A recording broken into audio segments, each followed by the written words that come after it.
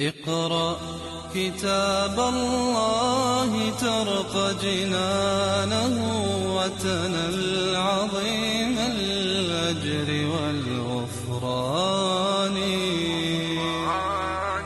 رتله روي القلب من نفحاته كالماء يروي لهفة العطشان.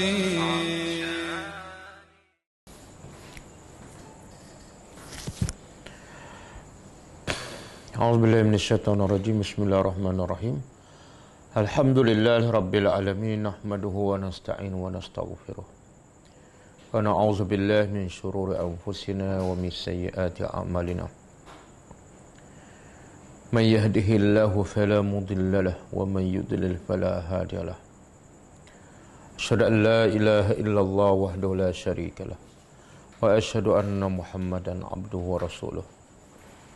Subhanaka la ilma lana illa ma 'allamtana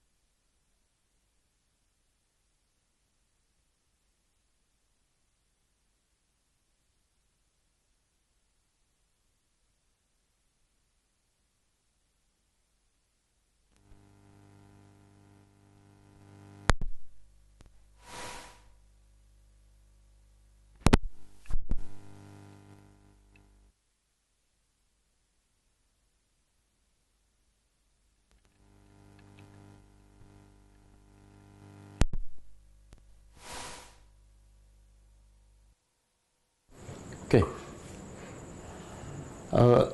Dalam ayat 177 Allah nak bagi tahu ciri-ciri utama orang beriman. Kalau ada ciri-ciri ini ataupun sifat ini, maka berimanlah dia. Kalau tidak ada, dia belum beriman.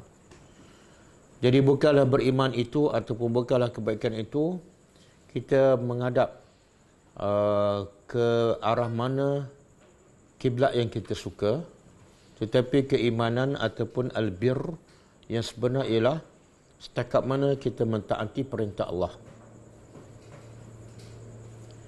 Jadi dalam ayat yang lepas Allah bagi tahu keimanan ataupun albir, kebaikan yang banyak itu asasnya ialah beriman.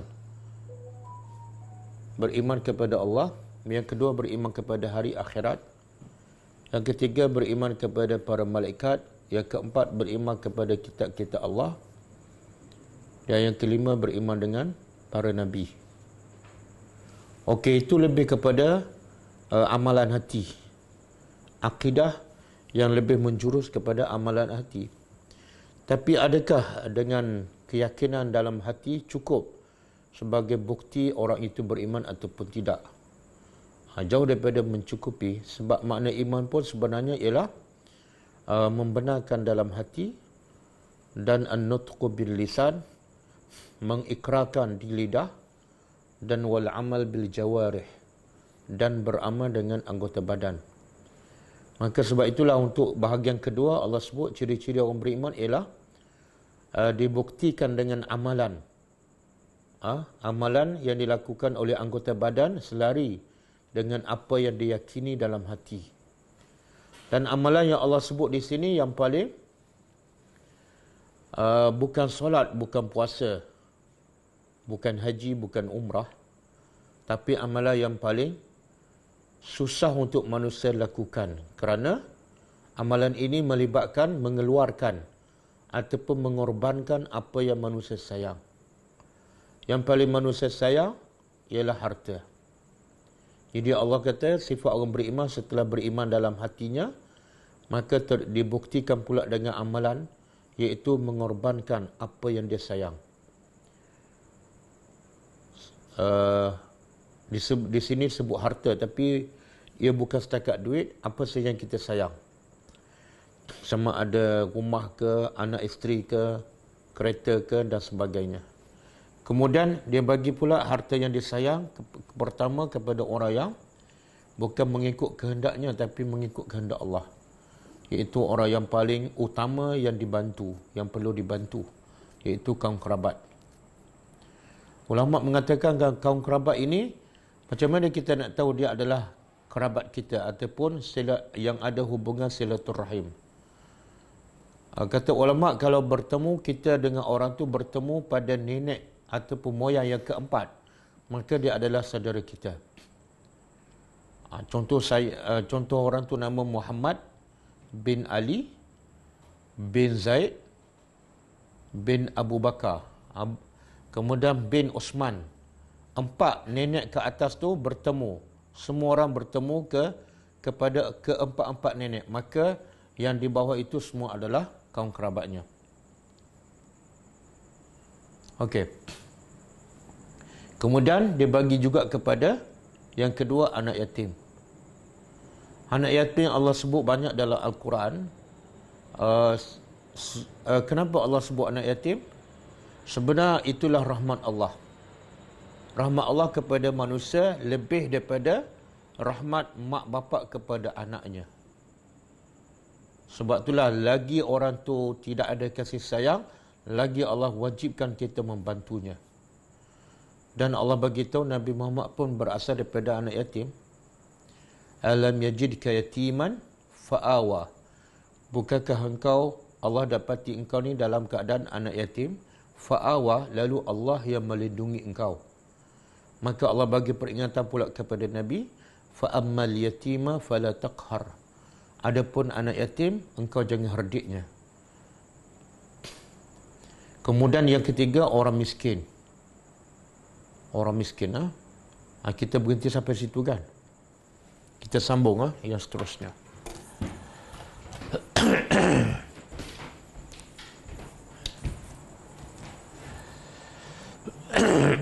A'udzubillahi minasyaitonirrajim.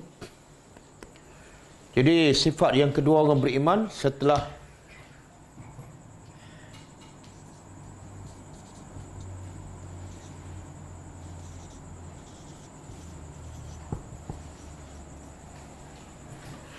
satu, akidah.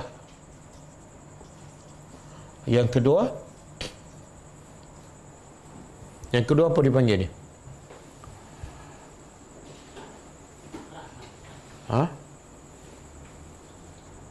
Makna mengutamakan orang lain. Rahmat lah. Atau amalan utamakan orang lain.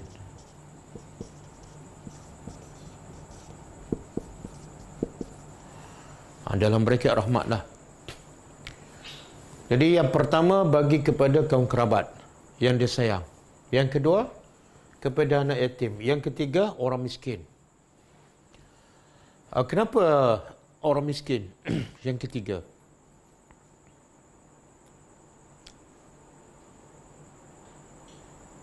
sebab itulah kalau ada satu dasar untuk membasmi kemiskinan, itu adalah bercanggah dengan Al-Quran.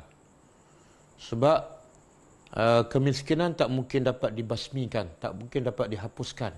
Sebab Allah jadikan orang miskin tu sebagai apa? Sebagai satu peluang untuk orang kaya mendapat pahala. Dan supaya ada keseimbangan dalam masyarakat. Kalau semua kaya, jadi masalah. Kan? Siapa yang nak buat rumah sebab semua kaya? Siapa nak cuci longkang sebab semua kaya? Kalau semua miskin pun masalah juga. Tak ada siapa nak upah orang miskin. Jadi apa yang Allah buat adalah penuh dengan hikmah. Dan juga Allah beritahu antara punca manusia masuk neraka apa dia? Antara punca manusia masuk neraka, tak bagi makan pada orang miskin. Jadi orang miskin ni sebenarnya kita dah sebut semalam kan. Orang miskin kalau dia beriman dia jauh lebih mulia daripada orang kaya. Bahkan Nabi sebut dalam satu hadis, aku melihat ke dalam surga, kebanyakan ahli surga adalah orang miskin. Aksaru ahliha al-masakin. Dan manakala aku melihat ke dalam neraka, kebanyakan ahli neraka adalah bukan orang kaya, wanita. Yang paling ramai dalam neraka wanita. Yang paling ramai dalam surga orang miskin. Dan ada satu hadis sahih juga riwayat Tirmizi, Nabi kata orang miskin masuk surga sebelum orang kaya selama 500 tahun. Jarak tu. Hadis sahih. Jadi nak masuk syurga dulu kan nak masuk kemudian? Jadilah orang miskin. Kereta tu jangan banyak, satu cukup.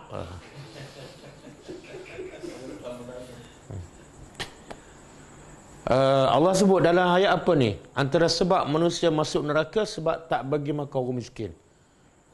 Yang pertama Allah sebut, Al-Ma'un, Allah kata yukazzibu biddin. Pendusta agama ialah fazalika yad'ul yatim, yang menghardik anak yatim. Yang kedua wala yahuddu ala ta'amil miskin, itu pendusta agama. Tapi ada ayat Allah kata inilah antara punca utama mereka masuk neraka. Surah apa? Surah Al-Haqqah ayat 32. Cuba tengok. Surah Al-Haqqah ayat 32 ke? Innahu kana la yu'minu billahil azim. 33. Lepas tu wala yahuddu ala ta'amil miskin. Sebelum ayat 32 kan? Ini 32. Sebelum 32 Allah cerita pasal apa?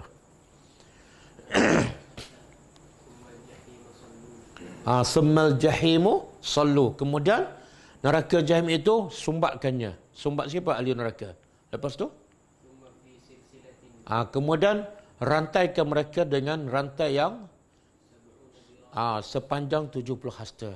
Lepas tu Allah bagi itu sebab kenapa mereka dicampak dalam neraka jahim dan dirantai dengan rantai 70 hasta. Sebab innahu kana la yu'minu billahil azim. Sebab mereka tak beriman dengan Allah yang maha agung. Kemudian lepas tu Allah huraikan apa ciri-ciri mereka yang tak beriman ni. Yang pertama sekali, wala yahuddu ala ta'amil, mereka tidak mendorong untuk bagi makan orang miskin. Sepatut yang pertama, tanda orang tu tak beriman yang menyebabkan masuk neraka pada sepatutnya tak solat kan? Tak solat ke, tak puasa ke. Tapi Allah beritahu sebab mereka tidak mendorong untuk bagi makan pada orang miskin. Menunjukkan apa ni? Antara sebab utama manusia tak beriman sebab tak peduli pada orang miskin.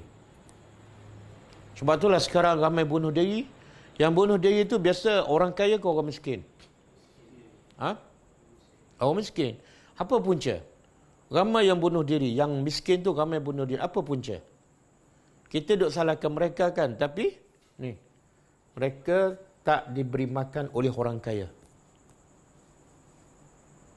Jadi orang kaya bertanggungjawab. Sebab tu yang akan ramai masuk syurga ialah orang miskin. Orang kaya tak ramai. Dan kalau kita tengok keadaan yang berlaku sekarang disebabkan COVID-19 ataupun PKP dengan keadaan para sahabat di zaman Nabi di Madinah, agak-agak mana yang lebih teruk? Apa bukti zaman orang miskin zaman Nabi lagi teruk? Apa bukti?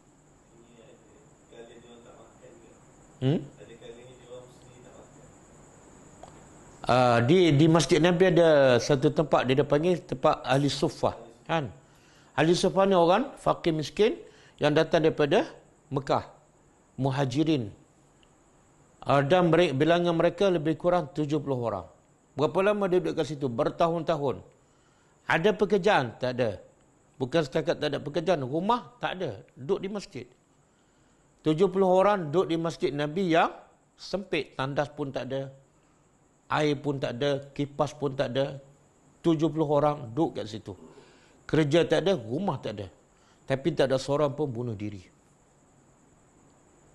Tak ada seorang pun bunuh diri. Yang sekarang masyarakat kita ni, rakyat kita ni yang bunuh diri, ada rumah tak? Ada. Rumah ada air tak? Ada. Kan? Tapi bunuh diri. Apa punca?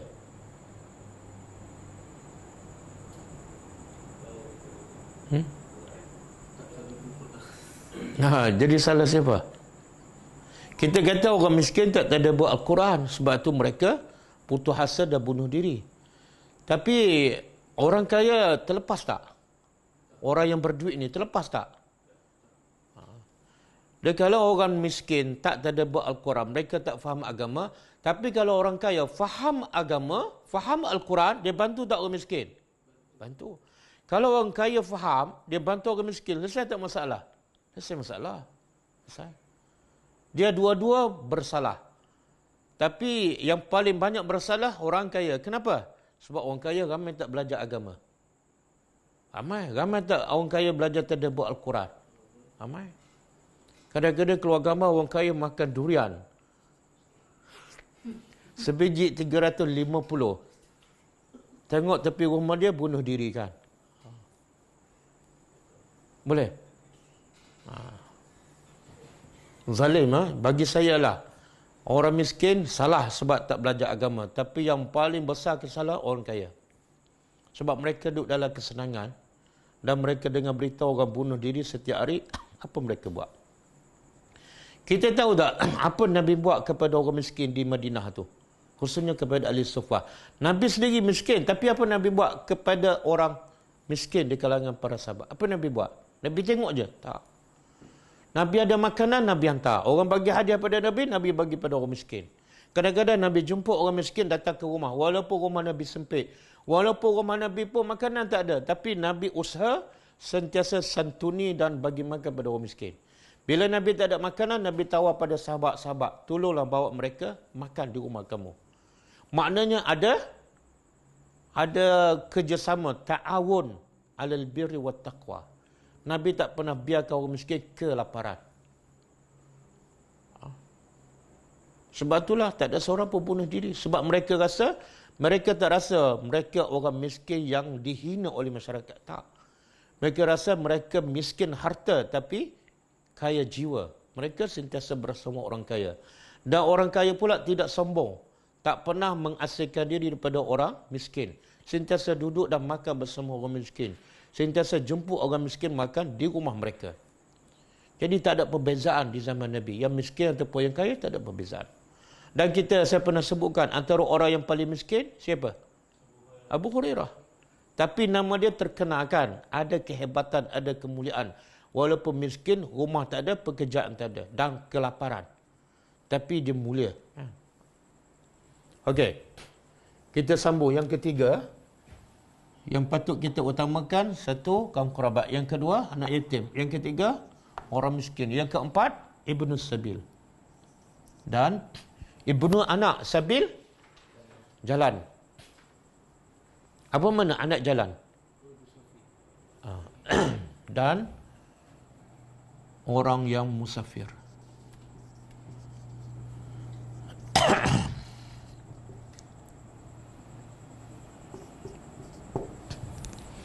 Jadi orang yang musafir ni, adakah semua kita kena bantu? Dia kata ulama, yang musafir yang putus bekalan. Walaupun dia kaya, dia pergi ke negara luar kan, tiba-tiba kena rompak. Kad kredit yang 5 pun semua hilang. Boleh tak kita bantu? Dia Datuk Seri. Kena tak kita bantu? Ya, kena bantu. Sebab Allah tak sebut Ibnu Sabil yang kaya ataupun yang miskin. Okey. Bahkan ada ahli tafsir mentafsirkan Ibnu Sabil ialah termasuk tetamu. Tetamu yang datang rumah kita, bantu. Jadi kita kena rasa bersalah. Antara sebab orang miskin menderita hidup dan juga ada yang bunuh diri, kita sendiri kena rasa bersalah. Apa kita buat untuk mereka? Jadi saya nak menyuruh kepada semua pelajar yang ikut live ni, tolong bagi tahu siapa-siapa yang jiran mereka ke, yang miskin, yang hilang pekerjaan, yang terperangkap dengan hutang ke apa ke, tolong bagi tahu, bagi kepada kami. Apa yang kami boleh bantu, kami akan bantu. 2 minggu berturut-turut kita bawa bantuan ke, minggu lepas ke Melaka, dan hari Sabtu lepas ke Bahau Negeri Sembilan. Kita bawa bantuan makanan dan juga bagi sedikit duit kepada golongan asnaf di Melaka dan di Seremban 2 minggu berturut-turut. Itu yang kita dapat maklumat daripada ejen kita. Kita pun tak tahu di mana orang miskin. Jadi peranan siapa? Peranan kita yang belajar, yang ada di mana-mana. Cuba cari orang miskin di kampung mereka yang betul-betul menderita, hilang pekerjaan, tak ada makanan. Bagi tahu. Tengok-tengok bunuh diri kan. Tadi seorang bunuh diri kan. Gantung diri di jantas. Tak tahu orang Melayu ke apa. Okey. Dan saya nak sebut juga dosa bunuh diri ni besar ke dosa kecil? Dosa besar satu. Yang kedua, ulama beza pendapat. Orang yang bunuh diri ni kekal dalam neraka ataupun dia akhirnya keluar neraka masuk syurga. Majoriti ulama mengatakan dia melakukan dosa besar tapi tak terkeluar daripada Islam. Dia masih Islam. Maknanya akhirnya dia akan keluar daripada neraka dan masuk syurga. Tapi kata Syekh Mutawalli Sya'rawi, orang yang bunuh diri ini sebenarnya dia masuk neraka dan kekal. Jadi kepada siapa yang rasa kesempitan hidup, jangan ambil tindakan bunuh diri. Kenapa? Bunuh diri tak akan selesai masalah. Ingat satu je, bila dia bunuh diri, tujuannya nak elak daripada masalah. Tapi sebenarnya bila dia bunuh diri, masalahnya lagi besar. Khususnya bila masuk kubur. Masalahnya lagi besar. Masa tu dia hidup tak akan mati dan tak ada siapa boleh tolong dia. Jadi jangan sekali-kali ambil tindakan bunuh diri. Okey, wasailina dan orang yang meminta. Siapa ni yang meminta? Kita dah belajar sebelum ni kan. Al-masakin ada dua. Satu, miskin yang tak meminta. Yang ni Allah sebut orang miskin yang meminta. Tapi ada juga dalam tafsir mengatakan di sini Allah tak sebut as-sa'ili ni orang yang miskin. Allah tak sebut. Jadi orang miskin yang meminta dan yang tak meminta semua duduk kat situ. Yang kat sini umum. Termasuklah kalau dia kaya tapi dia meminta. Patut tak kita bagi? Semalam kita belajar apa hukum meminta kalau tidak berhajat. Haram. Tapi di sini Allah kata, bagilah harta yang kamu sayang termasuk kepada orang yang meminta. Dan Allah tak sebut yang meminta ni miskin ataupun kaya.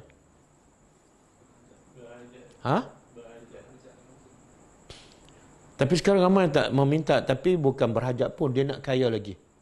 Kan? Kadang-kadang sekolah tahfiz jual sana, minta sini kan. Bangunan dah besar, pelajar tak ramai pun, tapi minta lagi. Dan bercanggah tak dengan hadis Nabi? Nabi kata apa? Seseorang hamba itu akan terus meminta sehinggalah dia pergi ke akhirat besok. Kulit muka dia, daging muka dia lurus satu-satu. Kenapa? Sebab orang yang suka meminta tidak ada marwah. Tidak ada sifat malu. Dan satu lagi hadis Nabi kata, daripada kamu meminta, lebih baik kamu ambil tali, pergi ke hutang, potong kayu dan jual kayu. Lebih mulia daripada kamu meminta. Okey, Islam melarang kita meminta, kan? Tiba-tiba dalam ayat ini, Islam seolah menggalakkan bagi pada orang meminta. Nampak macam bercanggah tak? Macam mana?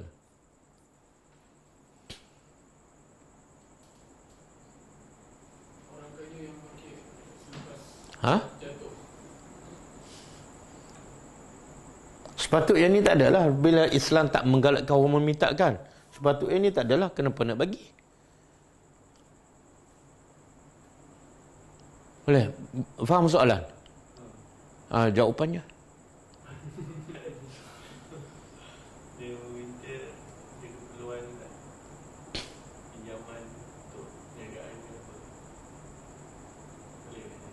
Jadi kita perlu tak usul periksa dulu. Ya. Kita pernah dengar tak satu hadis Nabi ni, tidak ada seorang, tidak ada siapa yang meminta melainkan Nabi bagi. Betul? Itu sifat Nabi. Tak ada seorang yang meminta melainkan Nabi bagi. Sehingga apa? Sehingga habis harta Nabi. Itu sifat Nabi. Jadi kata ahli tafsir, maksud di sini, memang Islam tak menggalakkan orang meminta. Itu satu sifat yang tidak baik. Tapi Allah nak, dalam satu bab lain, Allah nak menggalakkan kita suka memberi. Sebab tangan yang memberi lebih mulia daripada tangan yang menerima. Satu. Yang kedua, bila orang ni meminta, tak bagus. Maka Allah nak kita ambil peluang, sambil kita bagi, kita betulkan cara dia berfikir. Sambil kita bagi duit, kita bagi nasihat. Islam sebenarnya tak galakkan meminta. Lepas ni, ini saya bagi untuk kali terakhir. Tak payahlah sebut kali terakhir. Kita kata ini saya bagi, tapi yang terbaik bagi kamu ialah bekerja. Kamu lagi sihat kan? Jadi yang kita bagi yang paling mahal bukan duit, tapi ilmu, nasihat tu. Ini bukan budaya kita kan? Kalau orang meminta, kita bagi duit je. Kenapa kita tak bagi ilmu? Okeylah orang lain. Kenapa? Dan sebenarnya ilmu, orang yang meminta ni lebih memerlukan ilmu atau penduit? Ilmu. Tengok mulut kita cakap ilmu, tapi kita bagi apa? Tak, kita cakap orang lain yang kita okey. Secara umumnya kita bagi duit kan? Tapi mulut kita cakap, orang ni jahil, dia lebih memerlukan ilmu daripada duit. Kenapa kita berat sangat nak bagi ilmu? Padahal bagi ilmu, rugi tak? Mana lebih rugi? Bagi duit ke bagi ilmu? Habis kenapa bagi duit?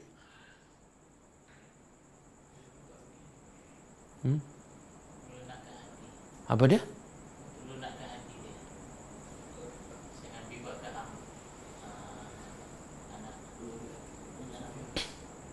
Anak siapa?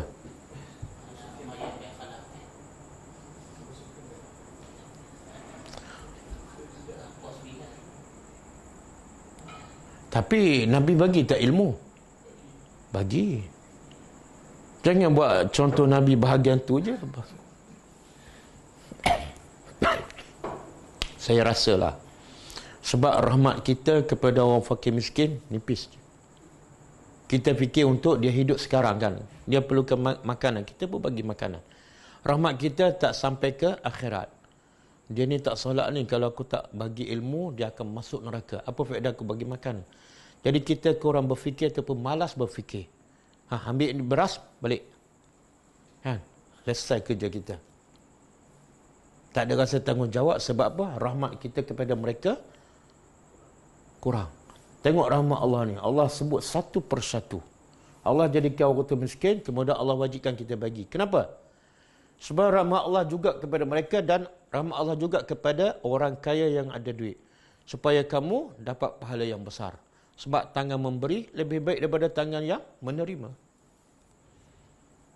Okey, kemudian wafir riqab dan riqab apa dia?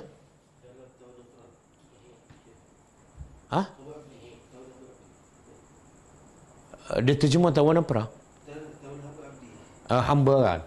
Makna apa ni? Bagi harta yang kamu sayang kepada siapa? Bukan hamba abdi. Bukan. Pada tuan dia. Dia ni, ar-riqab ni hamba. Makna hamba, dia perlukan apa? Merdeka. Jadi macam mana nak merdekakan dia? Bagi duit pada tuan dia. Baru tuan dia merdekakan dia. Bukan duit tu untuk dia. Sebab tu ada fee di sini. Yang lain semua tak ada fee kan? Bagi duit yang kamu sayang untuk memerdekakan hamba ni. Mana bagi pada siapa? Tuan.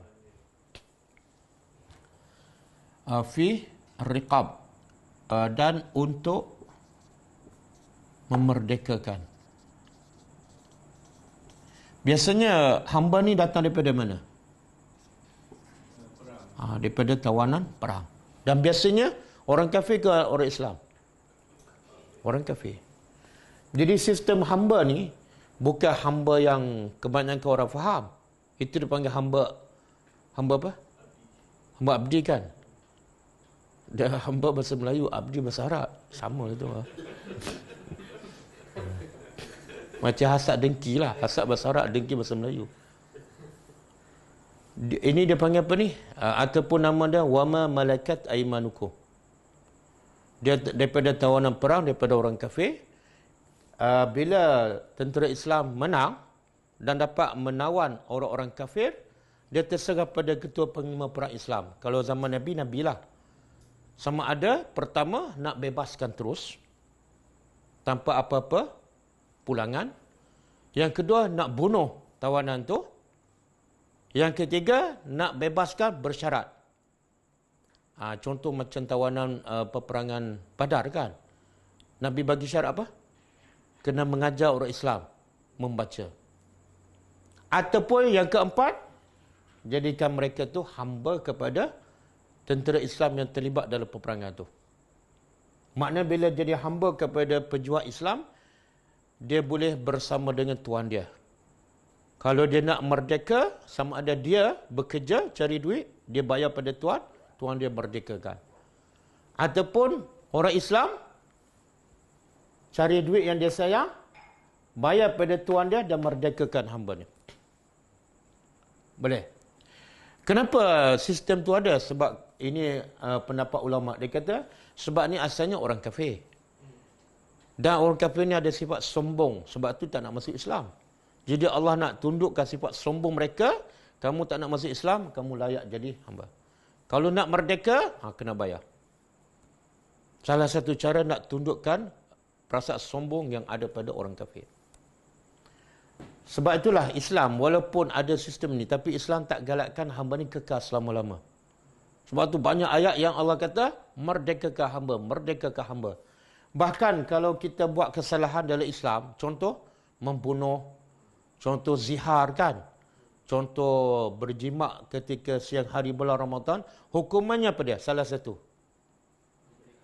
Makna apa? Islam menggalakkan hamba tu dimerdekakan akhirnya. Bukan untuk jadi hamba selama-lamanya. Okey. Dan kita tahu kan, antara amalan kebaikan yang dilakukan oleh Abu Bakar radhiyallahu anhu apa dia? Merdekakan hamba yang diseksa oleh orang musyrikin Mekah. Dia lebih kurang 5 orang yang dimerdekakan.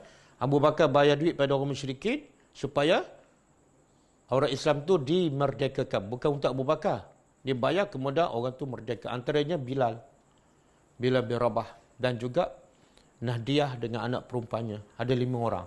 Dan ada riwayat mengatakan Aisyah sendiri suka memerdekakan hamba. Sebab pahalanya sangat besar. Nabi kata sesiapa yang memerdekakan seorang hamba, dia sebenarnya telah memerdekakan dirinya daripada neraka. Hadis sahih. Jadi ada riwayat mengatakan Aisyah sendiri telah memerdekakan 400 orang hamba. Dan Osman bin Affan dikatakan dia setiap minggu ada seorang hamba dia akan merdekakan. Maknanya merdekakan hamba adalah amal soleh. Okey. Zikir pagi petang yang mana? Betul.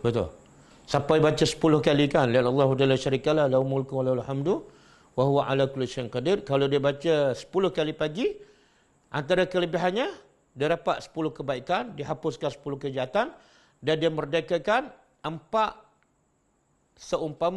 anak Nabi Ismail. Kan? Kalau dia zikir la ilaha illallah 100 kali, seumpama dia merdekakan 10 hamba. Itu merdekakan hamba tanpa duit, hanya dengan zikir. Okey? Dan ni susah ni. Ini antara amalan yang paling susah. Kenapa susah? Sehingga Allah sebut apa dalam surah Al-Ghasyiyah? falaqtahamal aqabah. Surah Al-Balad, falaqtahamal aqabah. Kemudian wama adraka mal aqabah. Kemudian fakku raqabah. Lepas tu au it'amun fi yaumin zi masghabah. Lepas tu yatiman za makrabah atau miskinan za matrabah. Okey, tengok Allah nak mencela siapa ni? Orang yang tak beriman, yang berbangga dia banyak harta dan dia habiskan harta untuk benda-benda yang tak baik. Yaqulu ahlaktu malan lubada. Orang yang tak beriman dia kata apa? Ahlaktu malan lubada. Aku telah habiskan hartaku banyak. Tapi untuk apa? Untuk maksiat. Allah tempelak mereka. Falaqtahamal aqabah. Dia tidak iktahama apa dia? Iktihaman mengempuh dengan kuat. Orang yang mengaku dia banyak harta, dia belanja banyak harta tapi bukan untuk merempuh al-aqabah. Aqabah apa dia? Halangan yang sangat-sangat sukar. Wa ma adraka mal aqabah. Tahukah engkau wahai Muhammad apakah itu halangan yang sangat sukar? Apa dia? Fakku raqabah. Fakku apa makna? Buka, merdekakan. Raqabah ni riqab jamak. Kalau seorang raqabah. Ni Allah sifatkan memerdekakan hamba adalah satu aqabah yang sangat susah dan berat. Kenapa? Kenapa susah? Sebab dia kena ada duit. Yang kedua, dia keluarkan duit, dia dapat apa-apa? Dia dapat apa-apa? Tak dapat apa-apa. Hamba tu bukan untuk dia. Duit habis. Hamba bukan untuk dia. Jadi fikir 100 kali.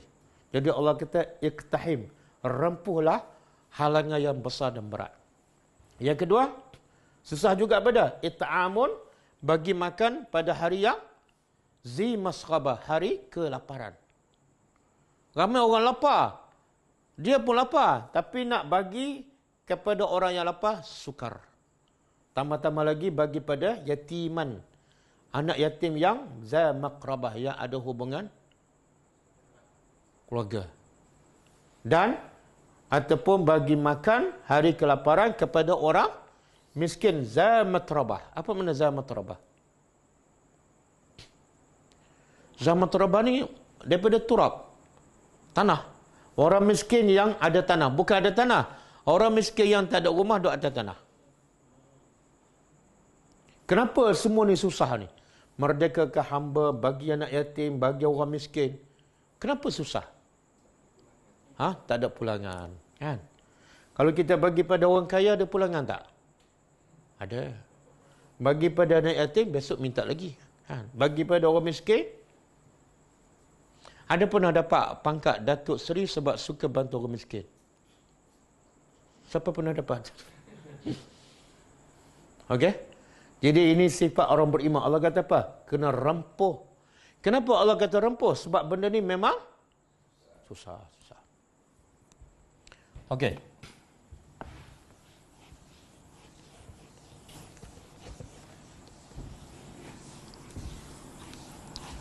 Kemudian Allah kata apa? Habis. Bahagian akidah habis. Yang kedua bahagian hablum minan nas. Ataupun amalan utamakan orang lain. Yang sekarang yang ketiga wa aqamas solah, dan dia ni Allah masih nak terjemah apa ni? Tajuk kita apa dah? Al-birru. Apakah itu al-birru? Satu, akidah beriman dengan rukun iman. Yang kedua, hablum minan nas. Yang ketiga, hablum minallah. Dan dia mendirikan solat. Wa ataz zakah, dan dia mengeluarkan zakat. Okey, apa beza keluarkan zakat dengan yang atas ni? Atas keluar duit yang dia sayang, kan? Yang ni Allah sebut lagi keluarkan zakat, apa beza? Yang ni yang wajib, yang ni yang sunat. Ramai yang orang buat yang wajib ni belum tentu dia beriman. Sebab apa? Sebab ramai orang buat terpaksa wajib. Macam solat lah, kan? Apa yang betul-betul membuktikan orang tu beriman dan cinta pada Allah? Dia buat solat fardu ke solat sunat? Mana kalau solat fardu tiba-tiba dibatalkan, agak-agak dia buat tak? Mulai besok solat fardu subuh dibatalkan, melompat ke sedih. Jadi yang membuktikan orang tu betul-betul buat kerana Allah ni, kan? Zakat ni kadang-kadang terpaksa. Okey? Jadi solat rukun Islam, zakat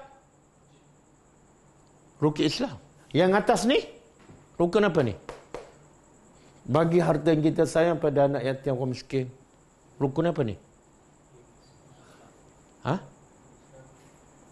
Apa dia?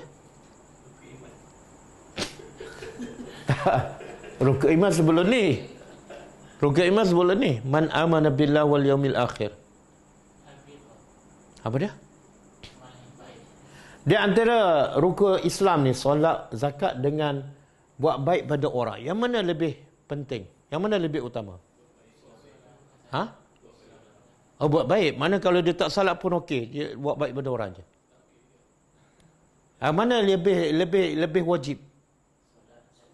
Solat kan, sebab ini rukun Islam. Nabi kata solat adalah tiang agama. Kan? Tapi kenapa yang rukun Islam ni, yang tiang agama disebut kemudian? Sepatut solat sebelum ni. Kenapa susunan tu macam tak ikut keutamaan?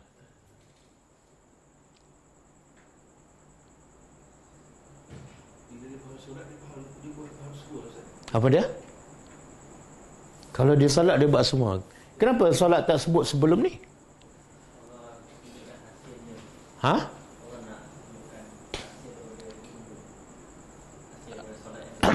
Hasil solat yang betul. Apa dia ni? Dia apa tujuan solat? Inna salata tanha 'anil fahsya'i wal munkar.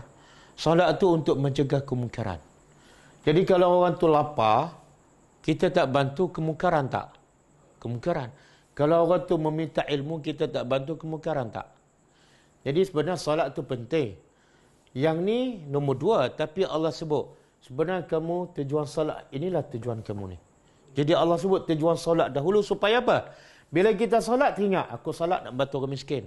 Supaya kita tak tersasar. Berapa ramai yang solat langsung tak terfikir ni. Dia ingat solat tak ada kaitan dengan bantu orang miskin. Sebab apa? Dia ajar solat rukun Islam. Kalau tak solat, masuk neraka. Kalau tak solat, jadi? Sebab tu berapa ramai yang solat langsung tak peduli pada anak yatim. Betul? Sebab dia dah ajar daripada kecil, solat tak ada kaitan dengan bantu orang miskin. Jadi Allah sebut awal-awal, tujuan kamu solat, ingat ni. Supaya apa? Bila solat, pergi jaga orang miskin. Sebab tu Nabi sebut dalam satu hadis kan, aku lebih suka keluar untuk membantu hajat saudaraku daripada apa? Aku beriktikaf di masjidku selama sebulan. Bila Nabi iktikaf, ada tak solat? Ada tak baca Quran? Ada tak solat malam? Tapi yang mana Nabi lebih suka? Solat di masjid Nabi yang pahala dia berapa dah? 1,000 ke 500? 1,000 kan? Satu solat kalau sebulan. Tapi yang Nabi lebih suka ni, keluar untuk mencari anak yatim, orang miskin dan bantu. Yang ni lagi Nabi suka.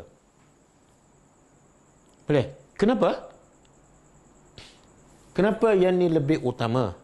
Walaupun ini rukun Islam. Kenapa? Ha? Sebab Islam tu sebenarnya ialah rahmat untuk rahmatan lil alamin ni. Jadi Islam kamu sepatut menjadikan kamu rahmat kepada ni golongan yang memerlukan.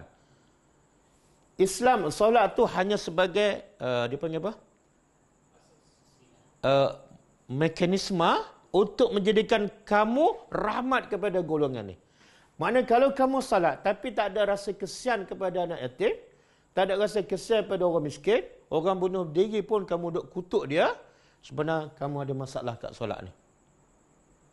Sebab tu Nabi sebut dalam satu hadis yang kita biasa dengar kan. Ada wanita yang solat malam, puasa sunat, sedekah kan. Tapi dia ahli neraka sebab apa? Sebab dia tidak ada rahmat kepada jiran dia. Itu je. Okey.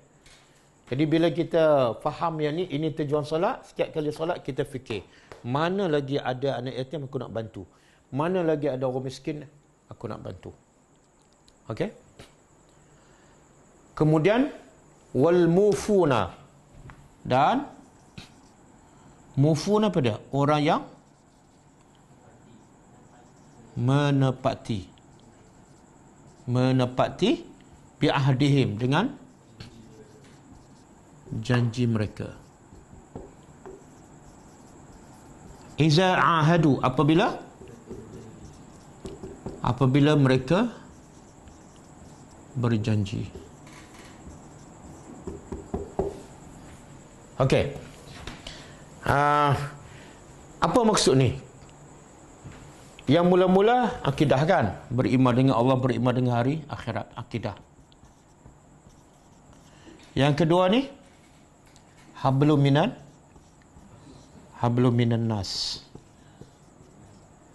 Yang ketiga salat dengan zakat, hablum minallah. Yang keempat ni apa dia? Menepati janji. Masuk kategori apa?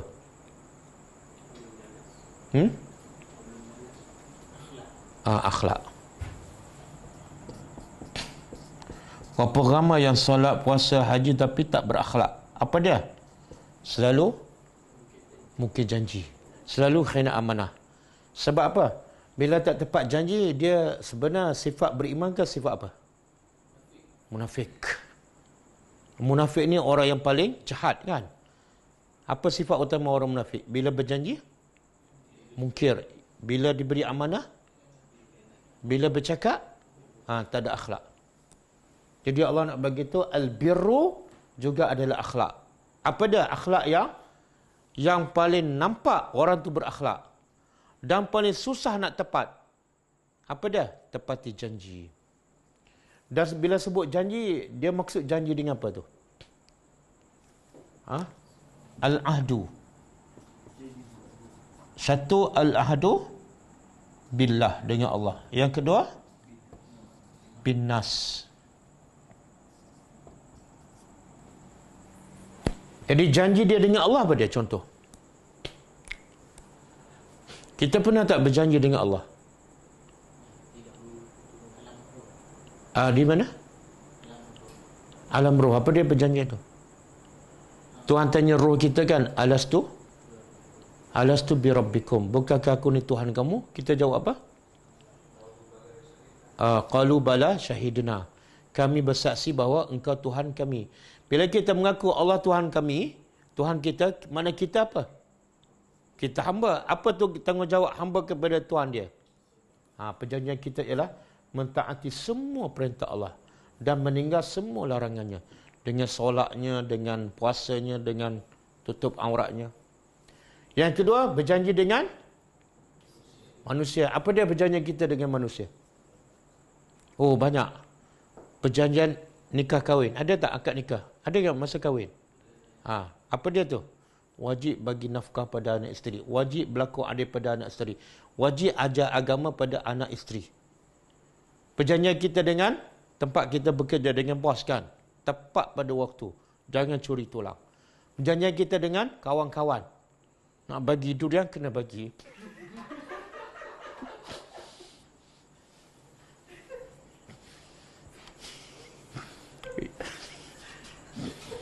Itu contoh je. Okey. Janji nak pergi kelas pukul 8, pukul 8. Betul tak? Ramah fail kat sini, betul?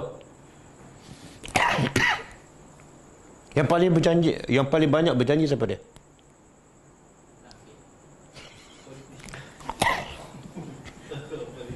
Orang politik. Betul? Macam-macam janji kan? Tapi bila dapat kuasa, perjanjian itu bukan kitab Allah. Bukan kitab suci. Jadi orang politik ni banyak ada sifat munafik. Okey? Boleh ke? Akhlak. Kemudian ni lagi susah. Apa dia? Wasabirina. Albir yang keempat apa dia? Dah masuk bahagian apa ni? Dan orang-orang yang sabar. Dah masuk bahagian apa ni? Akhlak juga kan? Sabar ni akhlak lah. Jadi inilah Islam sebenar. Akidah, hablum minan nas, hablum minallah, kemudian akhlak. Ramai orang ingat Islam ialah solat. Bulan puasa, puasa. Kemudian ada duit, keluarkan zakat. Ada duit lagi, pergi haji. Tapi tak berakhlak. Lepas tu Nabi kata, antara sebab utama manusia masuk syurga apa dia? Sebab utama dan ramai manusia masuk syurga, apa dia? Akhlak. Husnul khuluq wat taqwa. Bukan sebab solat malam. Okey. Orang yang sabar. Sabar ada berapa jenis? 3. Pertama? Tak, itu darjah sabar. Satu, mentaati perintah Allah. Yang kedua? Sabar meninggalkan larangan. Yang ketiga? Sabar bila ditimpa musibah. Okey. Kita tengok, ada tak ketiga jenis sabar dalam ayat ni? Fil ba'sa. Ketika, apa makna ba'sa? Fakir lah. Ketika miskin. Sabar ketika fakir, ketika miskin. Sabar untuk apa ni? Jadi kalau orang miskin kena sabar apa? Biasanya orang miskin dia tak sabar. Untuk buat apa? Untuk buat maksiat. Jadi ini sabar meninggalkan larangan Allah. Meninggalkan larangan Allah. Apa dia? Biasa orang miskin dia akan bercakap bohong. Kan? Biasa orang miskin, bukan semualah, tapi kebanyakan orang miskin mencuri. Bila dia sempit hidup, mencurikan, buat maksiat. Ini sabar yang pertama, iaitu sabar diri, jangan langgar perintah Allah. Walaupun kamu miskin macam mana, sebab itulah sahabat-sahabat Nabi Ali Suffah duduk dalam masjid, mereka tak meminta. Kita dah belajar surah Baqarah kan? Mereka tak meminta. Kenapa? Sebab nak jaga maruah. Kenapa tak minta? Sebab mereka sabar. Yang bunuh diri itu sebab apa? Sebab tak sabar. Kemudian sabar yang kedua, wad-dharra, dan ketika dharra apa dia? Sakit. COVID-19 masuk sini. Ketika sakit ataupun musibah. Yang ni ujian pada harta. Yang ni ujian pada fizikal. Yang ni ujian untuk meninggalkan apa yang Allah larang. Jangan mencuri, jangan berbohong. Tak ada kerja lama dah Ustaz sebelum PKP. Pada baru kena buang je. Ya. Dan yang ni ujian ketika ditimpa musibah. Yang ketiga, wahinal ba's, dan ketika apa dia? Ketika dalam peperangan. Okey, ini jenis sabar apa dia ni?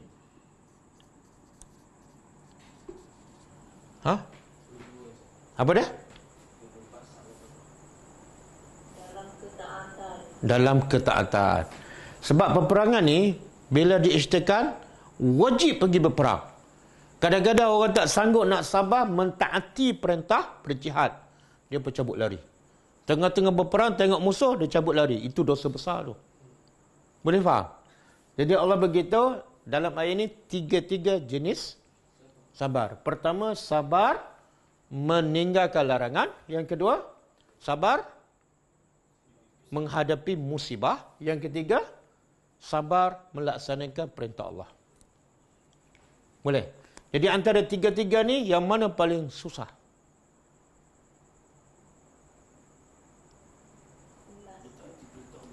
Ha?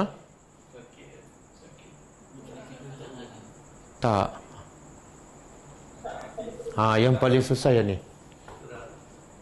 Sebab itulah tengok bahasa Al-Quran, Allah sebut yang kurang, lepas tu susah sikit, yang akhir sekali paling susah. Kenapa yang ni paling susah? Satu, dia ada pilihan. Yang kedua, dia kena bertindak. Contohlah kita sabar untuk solat kan. Kita ada dua benda kena lawan. Satu, lawan nafsu tak nak solat. Yang kedua, kena ada tindakan. Bangun, ambil wuduk, pergi masjid. Adapun sabar ketika ni, meninggal larangan, dia perlukan apa? Berapa step? Satulah. Kena buat apa-apa juga. Contoh kita nak berhenti, sabar nak berhenti mengumpat. Apa perlu kita lakukan? Lawan nafsu, jangan cakap. Perlu bangun tak? Perlu ambil wuduk? Tak payah. Ni susah sikit, iaitu sabar ketika menghadapi musibah. Yang ni lagi susah. Boleh? 3 jenis sabar. Okey. Ulaika. Kesimpulan. Ulaika. Mereka itulah allazina, orang-orang yang sadaku. Mereka benar. Apa makna benar ni? Apa makna benar? Benar apa dia?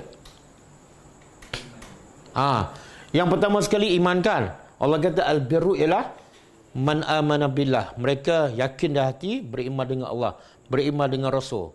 Apa buktinya? Dia buat semua ni.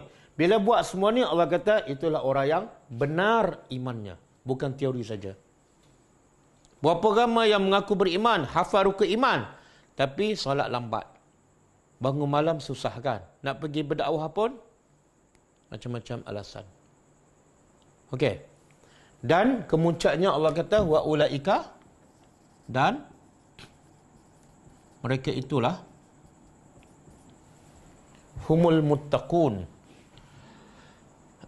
Dia saya pernah bagi tahu kan, dalam bahasa Arab kalau kita buat ayat macam ni, ulaika al-muttaqun, mereka itulah orang yang bertakwa. Ayat ni dah lengkap. Kalau kita belajar bahasa Arab, ini dia panggil mubtada, permulaan ayat. Yang ini dia panggil khabar. Ataupun bahasa Melayu ini subjek, ini predikat kan. Ayat dah lengkap. Tapi Allah tak cukup, Allah tambah apa? Kat tengah, hum. Apa makna dia? Makna dia berbeza. Allah bagi tahu mereka itu hanyalah mereka ini orang yang bertakwa. Siapa ni yang ada sifat ni sahaja bertakwa? Makna kalau tak ada sifat ni belum bertakwa. Ini faedah ditambah hum kat tengah ni. Boleh? Ramai tak orang minta ataupun orang perasan dia bertakwa? Ramai tak? Tapi tak cari orang miskin, tak bantu anak yatim. Ramai tak mengaku dia bertakwa, tapi tak sabar bila diujikan. Syed mengamuk je kan. PKP sambung lagi, apa nak jadikan?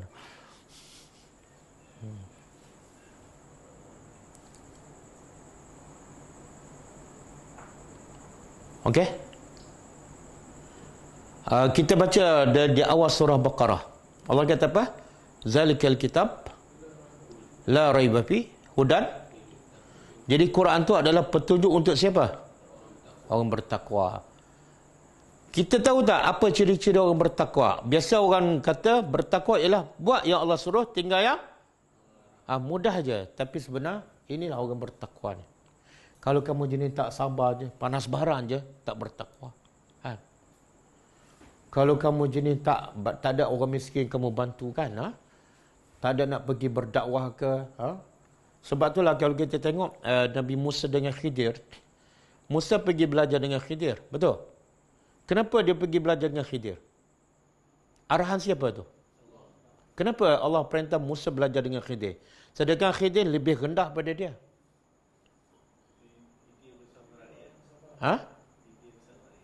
Musa bersama rakyat, Musa lagi bersama rakyat. Tak, ada sebab lain. Siapa tahu? Kenapa Allah perintah Musa pergi belajar dengan Khidir?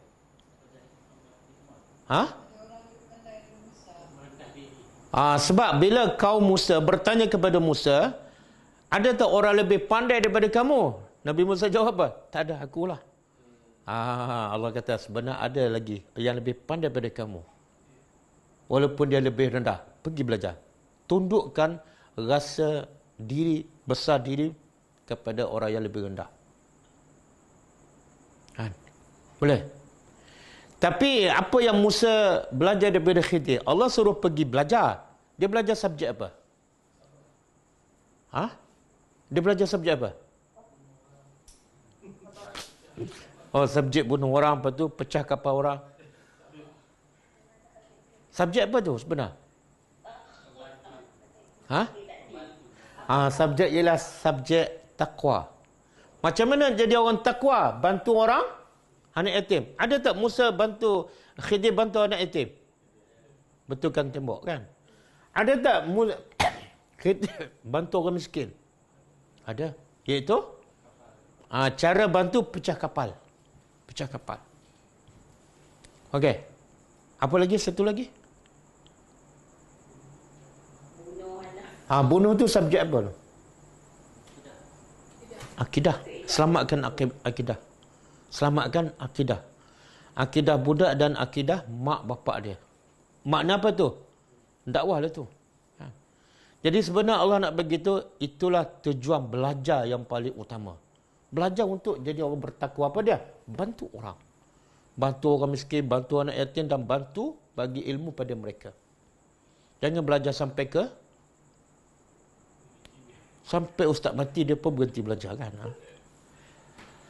Okey, cukup nak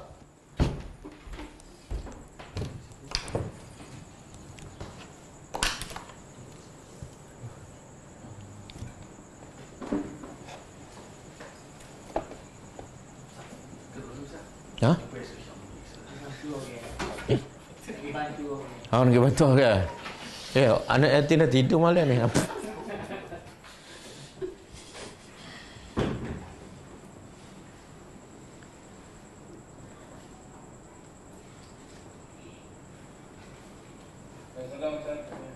Assalamualaikum warahmatullahi wabarakatuh. Ya, silakan. Saya ada mau sewa. Ya. Orang yang menyewa rumah kita ni kita bantulah untuk settlekan zakat dan duit sewa rumah, duit sewa tu zakat yang bayar. Kita tolong dia untuk proses zakat tu dan zakat bayar untuk rumah sewa tu, dan dia guna kelebihan yang zakat bayar tu, dia tak bayar bil elektrik sampai 1,600 lebih. Apa tindakan kita dan apa yang boleh menyebabkan kita dah bantu cara yang terbaik, tapi dia duduk kat rumah tu tak tahu dia tak nak bayar duit bil air dan duit elektrik. Dia yang bersalah TMB lah sebab tak potong. Dan kita dah call tu pun dah call TMB, call report polis, dan kita rasa dah jawab berikan. Tapi TMB tak buat tindakan.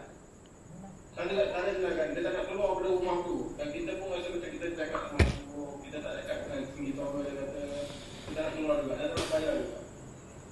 Dia marah kita. Dia sebenarnya masalah dia bukan masalah duit tu, masalah akhlak. Jadi kita kena bantu dari sudut akhlak tu. Sebab tu kalau kita bagi duit, dia jadi macam tu, makna duit tu tak membantu dia lah. Bahkan menjadikan dia lagi tak berakhlak. Jadi bagi saya lah, bagi kefahaman pada dia tentang kewajipan dia sebagai seorang Muslim dan perjanjian dia dengan tuan rumah.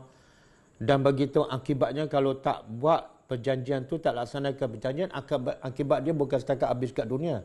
Dia akan tangguh di akhirat besok. Cakap dengan berhikmah. Kadang-kadang orang ni, kalau kita cakap dengan baik, kemudian bagi pula ayat Al-Quran kan, walaupun dia memang terang-terang bersalah dan kesalahannya sangat besar, tapi kadang-kadang bila cara kita bercakap tu dengan lembut, dengan berhikmah, hati dia tersentuh. Hati dia tersentuh. Contoh macam, bila sahabat datang nak jumpa Nabi dan minta izin daripada Nabi untuk berzina kan. Patut tak? Patut tak dia pergi jumpa Rasulullah, bukan nak buat amal kebaikan, nak minta izin untuk buat maksiat. Kalau ada pelajar saya minta izin dengan saya, Ustaz, saya nak berzina ni. Patut biadab tak pelajar tu? Kalau dengan saya sebagai ustaz pun dah biadab. Ini dia minta dengan siapa? Rasulullah. Tapi bagaimana Nabi handle orang ni? Subhanallah. Nabi dengan tenang, Nabi tak melenting. Kalau kita sia-sia aku mengajar kamu 5 tahun. Nabi dengan tenang, Nabi kata, kamu ada mak tak? Ada.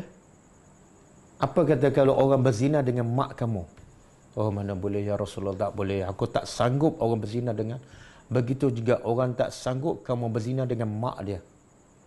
Kamu ada tak adik-beradik perempuan? Ada. Okey, kamu sanggup tak orang berzina dengan kakak ataupun adik perempuan kamu? Tak mungkin ya Rasulullah, aku tak sanggup. Begitu juga orang tak sanggup kamu berzina dengan kakak dia, dengan adik dia. Akhir sekali dia rasa puas dengan jawapan Nabi.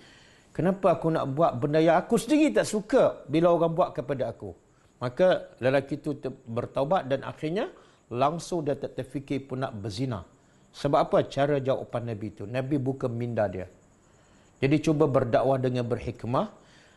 Kita kena pergi dengan rasa rahmat kepada dia. Bukan rasa nak marah ataupun nak lepas geram. Sebab bila saya dengar ni, saya bukan geram pada dia. Saya rasa kesiannya. Mungkin sebab dia tak faham kan. Dia tak faham. Dia cuma tak bayar. Bila trade, dia belum baling batu pada kita kan. Ya Nabi ni pergi ke Taif, orang baling batu kan. Tapi Nabi tetap angkat tangan berdoa supaya Allah bagi hidayat padanya. Wallahu a'lam. Itu saya faham kan. Kita buat apa yang tak ajar je. Tapi masalah tindakan yang seterusnya saya nak keluarkan dia sebelum rumah sewa tu. Sebenarnya PKP ni macam berarti dan itulah kan. Tunggu lepas PKP. Tunggu lepas PKP lah. Sebab dalam keadaan sekarang PKP kita halau tu macam kita zalim lah pula kan. Dia jahat macam mana dia tetap manusia. Tunggu lepas PKP lah. Wa anta fajazakumullah khair. Apa hukum pemimpin membenarkan pinjaman wang berdasarkan riba kepada rakyat?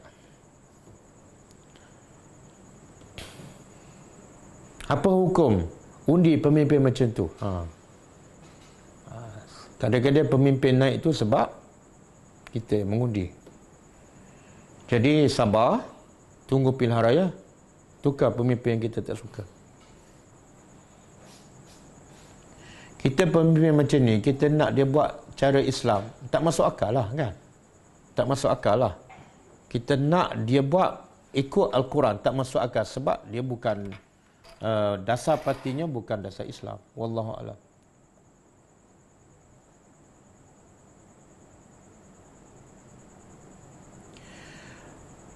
Assalamualaikum Ustaz. Dalam istilah hamba, sekiranya wanita benarkah dihalalkan untuk bercampur gaul tanpa nikah? Ya, benar. Ada hadis, ada ayat Quran dalam surah Al-Mu'minun kan. Wajib kamu menjaga maruah kemaluan kamu kecuali kepada isteri dan wama malakat aimanukum, hamba-hamba, dan tak perlu nikah. Tapi beza dia apa dah? Walaupun tak perlu nikah, tapi tuan tu wajib jaga hamba tu sebagaimana dia jaga isteri. Kena bagi hak tempat tinggal, kena jaga makanan dia, dan tak boleh nak bersama dia tanpa izin dia. Jadi Islam tetap memberi hak kepada hamba tu walaupun tidak ada ikatan perkahwinan.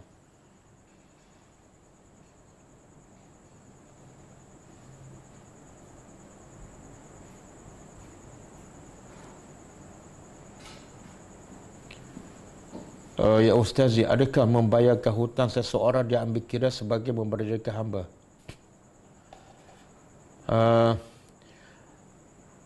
Dia membayar hutang seseorang, wallahu alam, saya rasa tak termasuklah. Yang ulama kata termasuk memerdekakan hamba ialah memerdekakan tawanan perang. Itu termasuk. Sebagaimana Allah sebut sifat al-abrar dalam surah Al-Insan kan. Wa yut'imuna at-ta'am ala hubbihi miskinan wa yatiman wa asira. Asira tu tawanan perang. Jadi memerdekakan hamba termasuklah memerdekakan tawanan perang. Tidak termasuk membayar hutang. Bahkan Nabi sebut dalam satu hadis sahih, Nabi kata antara amalan yang paling Allah suka.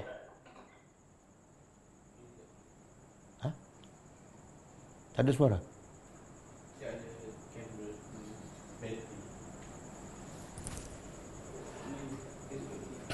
Facebook okey. Nabi sebut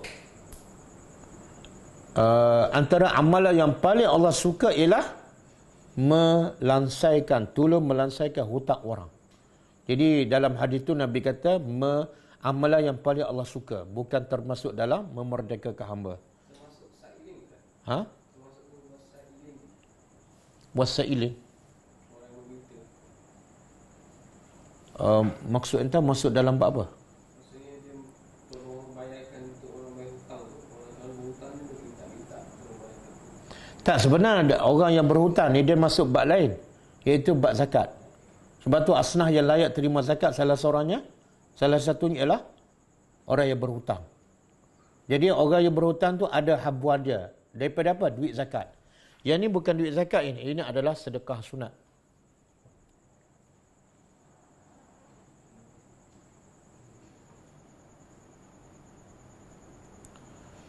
Apa maksud level kaya yang perlu memberi bantuan yang miskin? Ada tak golongan pertengah yang tidak perlu bantuan? Golongan kaya. Dan pada masa yang sama tak mampu beri bantuan. Dia sebenarnya, setiap orang ada kemampuan untuk memberi apa saja. Ada sahabat yang bersedekah bawang. Ada sahabat sedekah secupak kurma untuk peperangan Tabuk. Jadi sebenarnya kita boleh bagi je, tapi mengikut kemampuan seseorang. Jadi kaya ni sebenarnya ada lebihan. Kadang-kadang orang tu kaya juta-juta, kadang-kadang orang tu kaya ratus-ratus je. Tapi lebih. Maka dia boleh bagilah, dikira kaya lah tu. Bahkan Nabi kata dalam satu hadis, Al-ghina laysa ghina al-ard. Yang kaya tu sebenarnya bukan kaya harta, tapi kaya yang sebenarnya ialah ghina an-nafsi, kaya jiwa. Kadang-kadang dia bantu orang dengan tenaga dia, dengan ilmu dia, dengan pengalaman dia. Wallahu a'lam. Ustaz, kalau mendamaikan dua orang bergaduh pun macam boleh dikira sedekah dalam surah ayat ni tak? Saya lupa, ada hadis mengatakan antara amalan yang paling Allah suka juga ialah mendamaikan antara dua orang yang bergaduh. Amalan yang paling Allah suka. Assalamualaikum. Zakat untuk orang yang berhutang, adakah kita bagi zakat kepada dia untuk kegunaan dia atau zakat menolong dia membayar hutang? Tetap. Zakat untuk orang berhutang khusus untuk menyelesaikan hutang dia. Kalau dia miskin, zakat diberi atas nama orang miskin.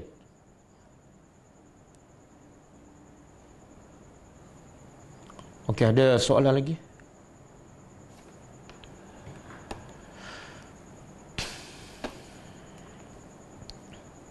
Apakah dimaksud dengan fitnah kematian? Ini yang doa kita baca masa tahiyat akhir kan, sebelum salam dan selepas tahiyat akhir.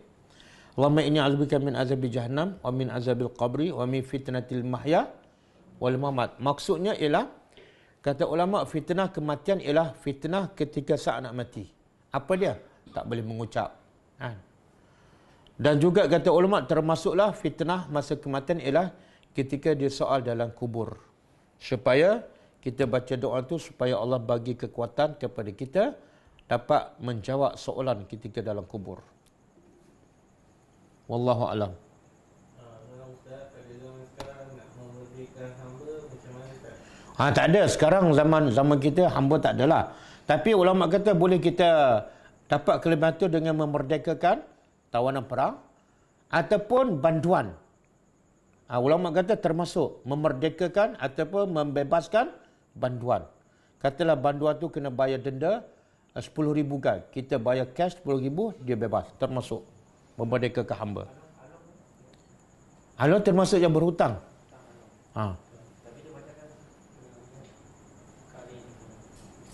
Kenapa?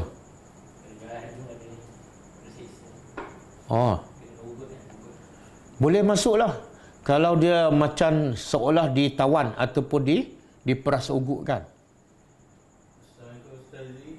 Adakah untuk menjadi orang yang betul-betul beriman perlu memenuhi semua kriteria yang telah ditetapkan pada ayat 173 ini? Jawapannya ialah sebab Allah sebut waw dan. Kalau Allah sebut atau itu kita boleh buat pilihan. Saya nak ambil bahagian sabar aja, tak boleh.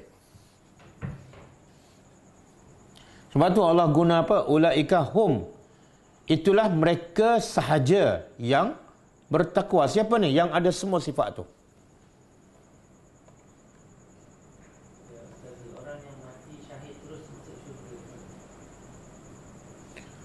Orang yang mati syahid. Ada hadis, siapa yang mati syahid dalam medan peperangan untuk menegakkan Islam, rohnya, bukan jasadnya, rohnya terus terbang dalam syurga.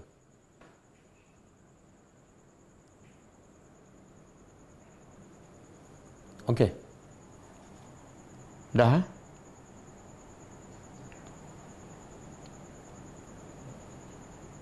Okey, dah tak ada? Kita, insya-Allah kita jumpa lagi malam besok. Boleh tak bagi pencerahan tentang fisabilillah ini masukkan dalam asnaf zakat? Okey, antara asnaf yang layak terima zakat ialah atas nama fi sabilillah. Fi sabilillah makna pada jalan Allah. Siapa ni? Siapa saja yang buat kerja untuk menegakkan agama Allah. Sama ada dia belajar untuk apa ni? Belajar agama untuk menyebarkan agama Allah, ataupun dia sebagai pendakwah, guru agama yang dengan ilmu dia, dengan pengajaran dia, manusia semakin faham agama dan Islam semakin tersebar. Maka dia layak mendapat zakat walaupun dia bukan miskin. Okey, cukup lah. Kita tutup dengan membaca tasbih kafarah. Subhanakallahumma wa bihamdika asyhadu an la ilaha illa anta astaghfiruka wa atubu ilaik. Assalamualaikum warahmatullahi wabarakatuh. Waalaikumsalam warahmatullahi wabarakatuh. Assalamualaikum. Wa antum fajazakumullahu khairan.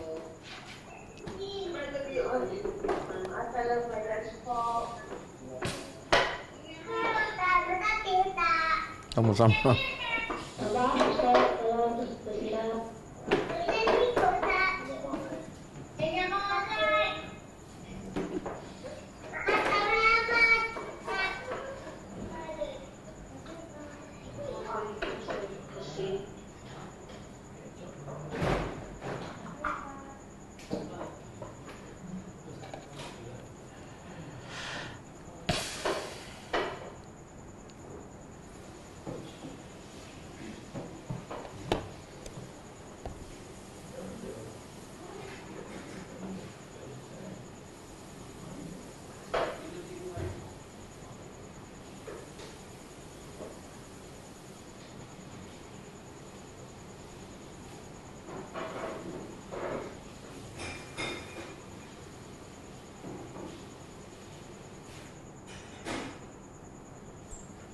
Oh, ada durang black tong RM470 sebiji. Ha?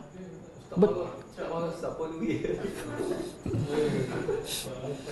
Tiba-tiba semua sebut pasal duit dalam Facebook.